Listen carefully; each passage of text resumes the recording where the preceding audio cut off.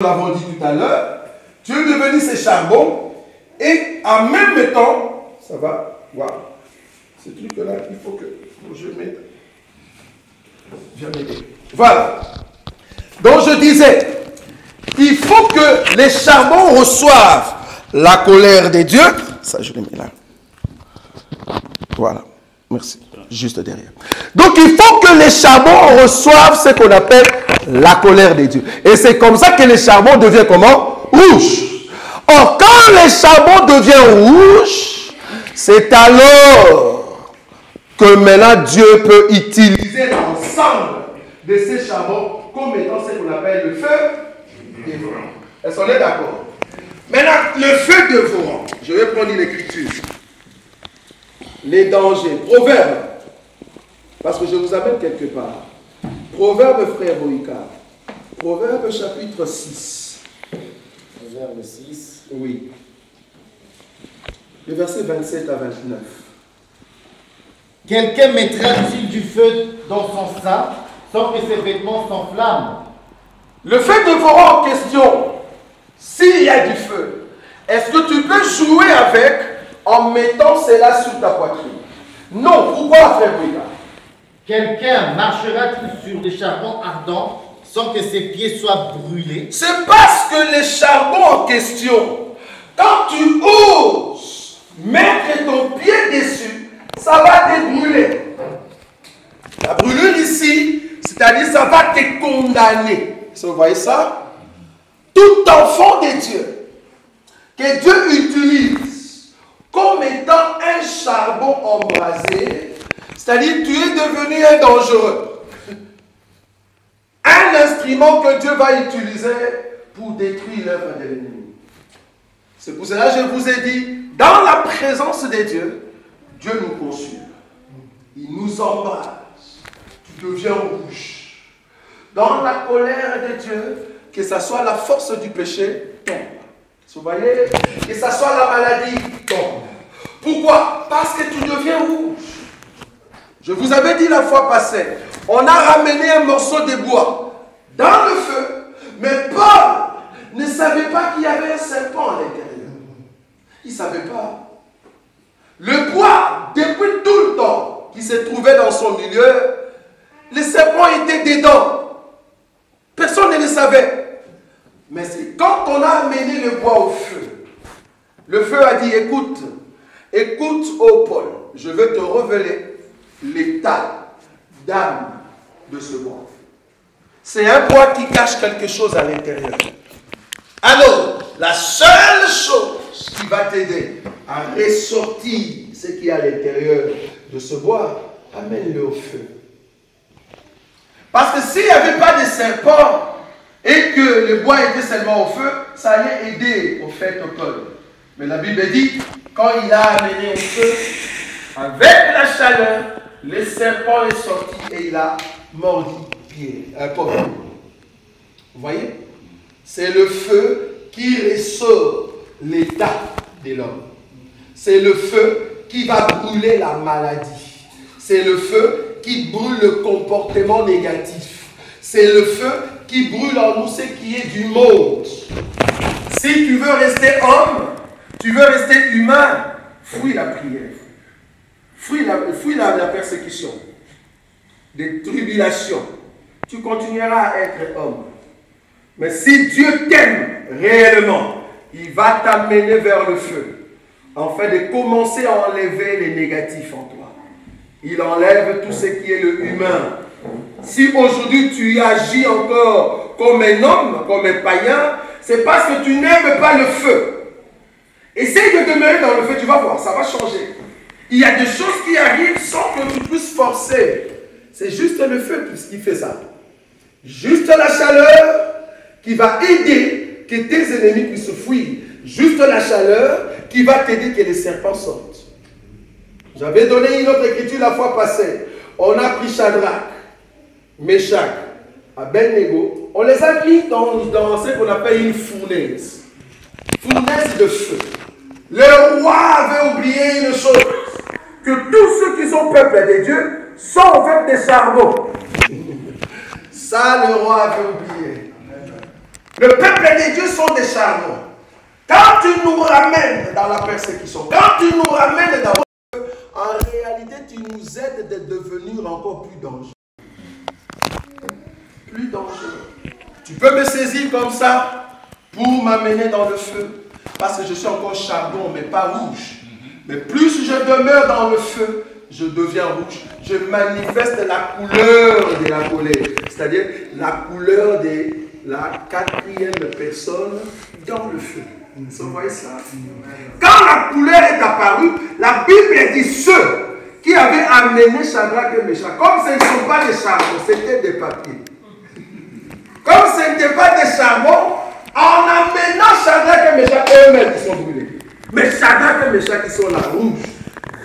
Pourquoi? Parce que la puissance et la colère de Dieu nous donnent la couleur rougeâtre.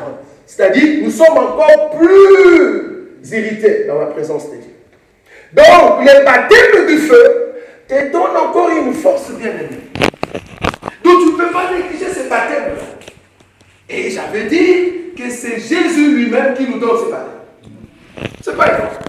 Un homme ne peut pas te donner ce baptême. C'est Dieu lui-même qui envoie la tribulation. C'est Dieu lui-même qui envoie la persécution. C'est Dieu lui-même. Remarquez encore cet élément. Je vais parler sur toute personne qui est un charbon embrasé. Vouloir ou pas, tu vas aller au ciel. Et ceux qui ne veulent pas la persécution, vous allez rater l'enlèvement. Si seulement tu veux aller en enlèvement, tu dois être en fait un charbon embrasé. Remarquez, frère Moïka, Lévitique. Lévitique, chapitre 16. Je prends l'écriture 12. Lévitique, chapitre 16, verset 12. Oui. Tu vas lire ça lentement. Il prendra un brasier plein de charbon ardent, Oui. ôté de dessus l'autel devant l'Éternel. Dieu dit au sacrificateur, ô sacrificateur, alors que tu es dans le tabernacle est constitué de 3 parties. Le parvis, le lieu saint et le lieu très saint. Dans le parvis, nous avons en fait l'autel des reins, là où on brûlait des sacrifices. Dans le parvis, c'est ce que nous avons appelé l'Égypte, ou le monde, là où Jésus doit mourir. C'est ce que nous avons aussi appelé le Jourdain, c'est-à-dire l'eau là où Jésus est entré. Et toi aussi, quand tu prends le baptême, tu meurs par rapport au parvis. Le parvis, là-bas, il y avait du feu. Oui. Il y avait du feu parce qu'on brûlait au fait des animaux. Le sacrifice d'une bonne odeur à l'Éternel. Ça, c'était le parvis. Maintenant, ici, dans cette écriture, nous sommes où? Nous sommes dans le lieu saint. Dans le lieu saint, il y a un autre autel. Ce n'est plus l'autel qui est dans le parvis, non. Parce que l'autel qui est dans le parvis, c'est qu'on doit mettre dans le feu. Là-bas, c'est quoi? C'est au fait l'animal. Oh, l'animal en question, c'est un animal qui vient dans les camps, on a amené dans les tabernacles pour brûler. Ça, c'est l'exemple où, si on peut illustrer cela, c'est quoi? C'est nous étions dans le monde, nous sommes venus à Jésus, nous devons être brûlés. C'est-à-dire, Dieu doit consumer tout ce qui est humain. Dieu doit enlever tout ce qui est charnel. Dieu doit brûler ce qui est tout du péché, la vie du péché. Là, c'est un sacrifice de bonne odeur. C'est-à-dire Romains chapitre 12, à partir du premier verset. Nous donnons nos vies, notre être à Dieu. Vous voyez ça? Oh. Ça, c'est le premier autel. Mais nous sommes ici au deuxième autel. C'est quel autel? Nous sommes dans les lieux saints. Là où il y a les pains de proposition, là où il y a le chandelier, et il y a l'autel de parfum. Maintenant, dans cet autel de parfum, il y a de charbon embrasé par le feu. Et ces charbons servent au fait à brûler quoi? Le parfum. Si tu lis dans la Bible, le parfum, il y a d'autres de la prière. On est d'accord. Maintenant, qu'est-ce que le sacrificateur a fait ici, frère? On peut lire encore. Qu'est-ce que le sacrificateur a fait? Déjà, nous sommes dans les lieux saints. Je vous avais dit une fois ici par rapport aux 10 vierges. L'Église, aujourd'hui, quand nous écoutons la parole de Dieu, nous ne sommes plus dans le monde. Nous ne sommes plus au milieu de l'Égypte, Mais par contre, nous sommes où? Dans le lieu saint. C'est là-bas que nous mangeons le pain et c'est là-bas que la parole nous éclaire. C'est-à-dire l'échange des livres, on est d'accord. Et nos prières que nous élevons, c'est ça les parfums. C'est-à-dire, tout appelé de Dieu, tout enfant de Dieu est dans les lieux saints. Ceux qui sont amen. Mais est-ce que tout enfant de Dieu va aller au ciel? Non. Non. Tout enfant de Dieu ne va pas au ciel. Mais tout fils de Dieu ira au ciel. C'est ça la différence. La différence entre un enfant de Dieu et un fils de Dieu. Maintenant, remarquez, on a mis le charbon dans les lieux saints qui donnait des prières, c'est bien. Mais Dieu dit au sacrificateur, on reprend l'écriture. Qu'est-ce que Dieu dit? Il prendra un brasier, il prend un brasier ardent, oui, ôté de dessus l'autel devant l'Éternel. Remarquez. Donc il vient prendre une quantité de charbon embrasé avec le parfum odoriférant, c'est ça non? Il prend les deux où? Dans les lieux saints. Et il amène où, frère Boïka? Il portera ces choses au-delà du voile. Il portera ces choses au-delà du voile. En d'autres termes, il amènera et le parfum et la quantité de charbon, il enlève dans le lieu saint, il les amène dans les lieux très saints. Ça s'appelle l'enlèvement du charbon. Est-ce que vous voyez ça? Il a pris une quantité dans les lieux saints. Mais au lieu de prendre toute la quantité qui était dans... Non! Il prend seulement une quantité avec le parfum odoriférant. Il l'amène dans les lieux très saints. Pourquoi? Pour faire quoi? Écoutez. Pour faire quoi? Il mettra le parfum sur le feu. Il prend maintenant le parfum, il met sur le charbon ardent. Et pour avoir quoi? Devant l'Éternel, afin que la nuée de parfum couvre le propitiatoire qui est sur le témoignage. Merci. Et il ne mourra point. Donc la mort ne viendra plus. Donc ici, Dieu a pris une quantité de charbon avec les parfums odoriférants, c'est-à-dire la prière. Il prend ce peuple, des charbons ardents, des charbons embrasés. Il les amène où? Dans le lieu très saint. Il prend maintenant le parfum, il jette dessus. Et puis il y a la fumée, la nuée. Et la nuée monte. Quand la nuée monte, la mort est caduque. La mort n'y est plus. Pour entrer dans le ciel, pour demeurer dans la présence de Dieu, là où il y a le propitiatoire. Là où il y a le propitiatoire, c'est là-bas que Dieu parle. C'est là-bas que nous voyons Dieu face à face. Ce n'est pas donné à tout enfant de Dieu de voir Dieu face à face. Si tu n'es pas devenu fils, il faut devenir fils pour que Dieu t'amène dans les lieux très saints. Et c'est là-bas, il va te mélanger avec la prière pour que tu fasses la gloire de Dieu. Mais si tu n'es pas charbon embrasé, on ne va pas te faire entrer là-bas. Pourquoi? Parce que quand on va mettre au fait du parfum dessus, ça ne brûle pas. Tu ne ressors pas la gloire de Dieu. Donc, la gloire de Dieu est liée au baptême du feu. Vous avez vu ça? Si tu veux manifester la gloire de Dieu, il faut avoir ce baptême. C'est dans ce baptême-là qu'il y a une colère sainte qui monte et il y a la manifestation terrible.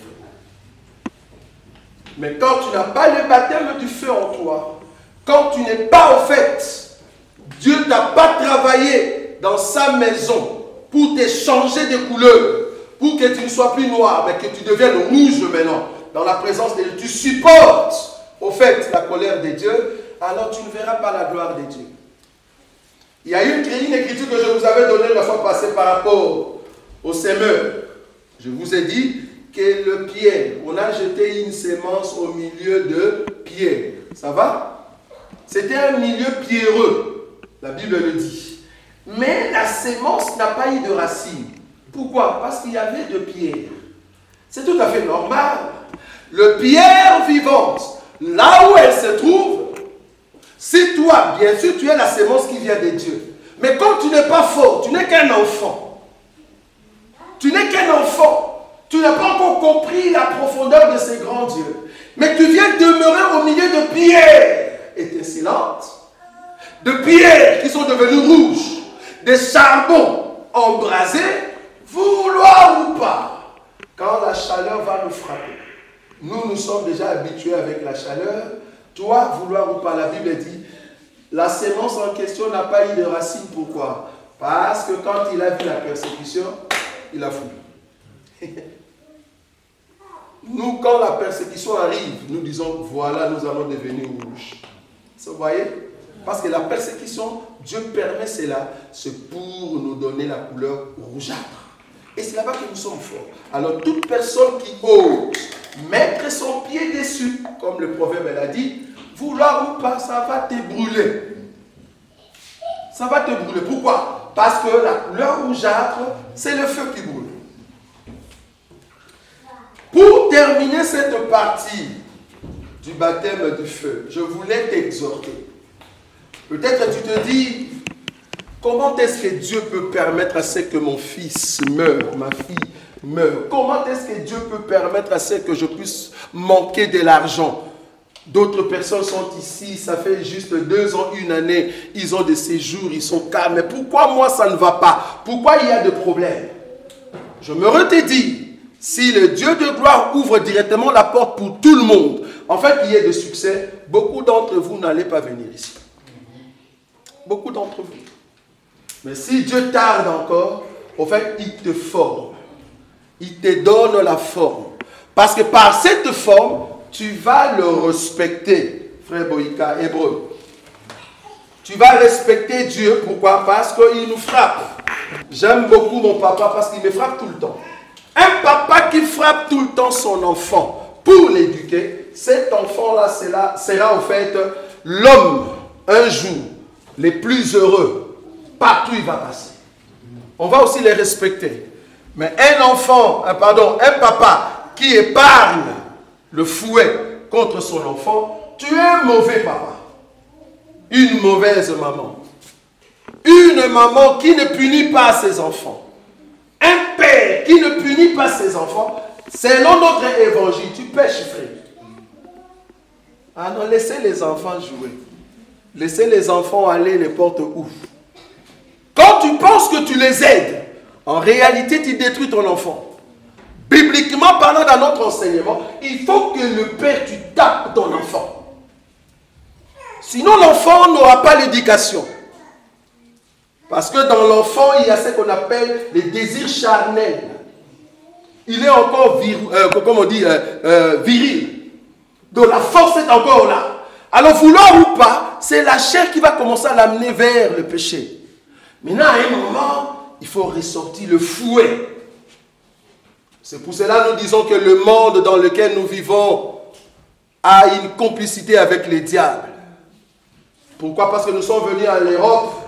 Le diable a changé l'hiérarchie divine qui parlait des dieux, Christ, homme, femme, enfant, et puis les démons en bas. Vous voyez cette hiérarchie? Mais le diable a tourné cela avec l'Europe, avec les Occidentaux. Il dit non.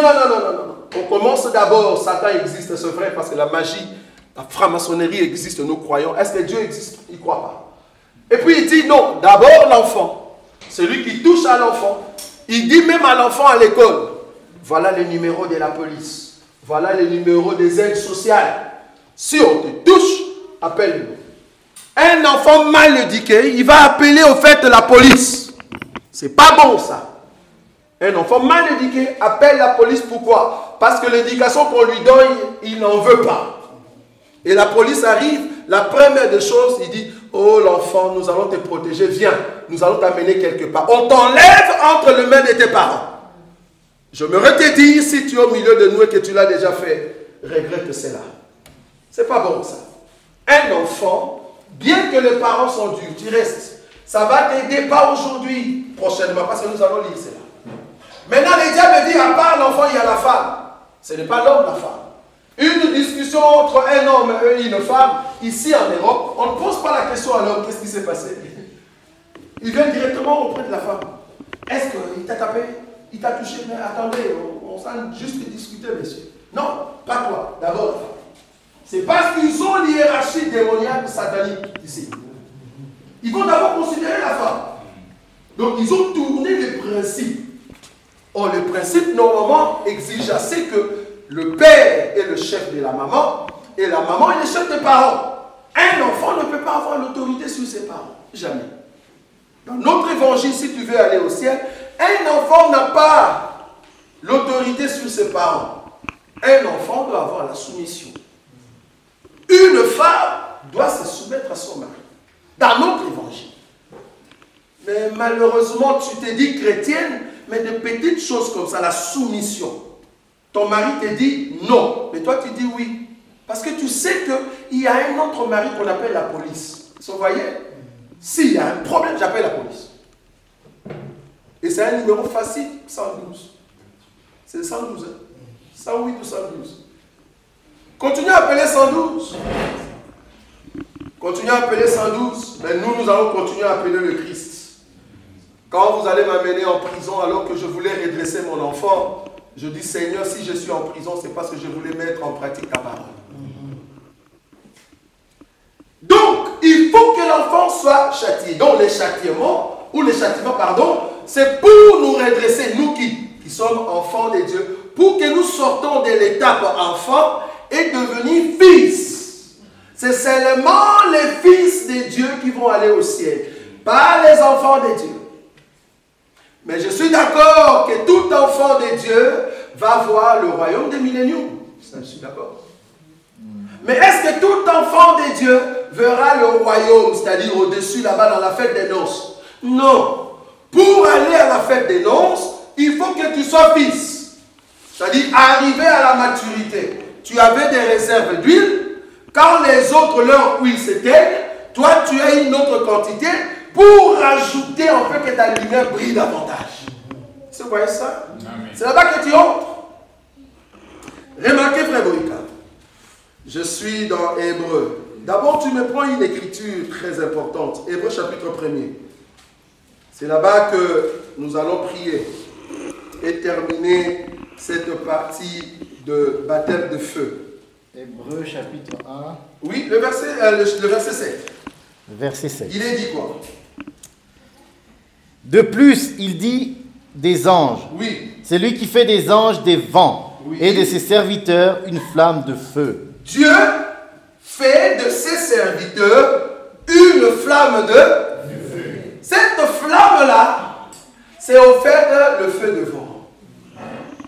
C'est-à-dire, quand tu es dans la colère sainte, quand tu es dans la colère avec Dieu, c'est là-bas que tu as une puissance qui monte en toi pour dire, tel démon arrête, tel esprit arrête, telle pensée non.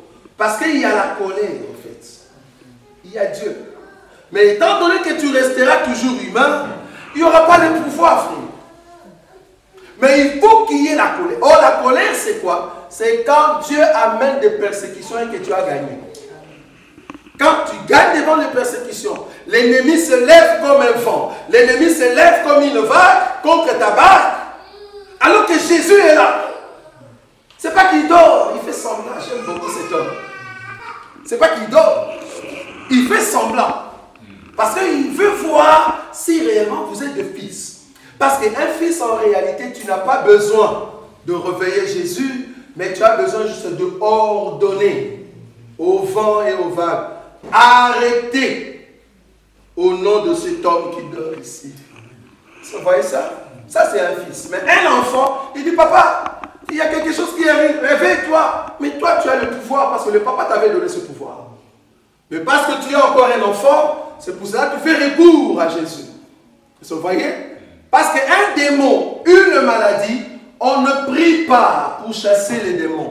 On ne prie pas pour, au fait, chasser une maladie. Mais on donne l'ordre.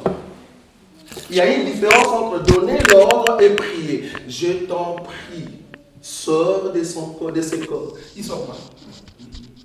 Il ne sort pas. Non.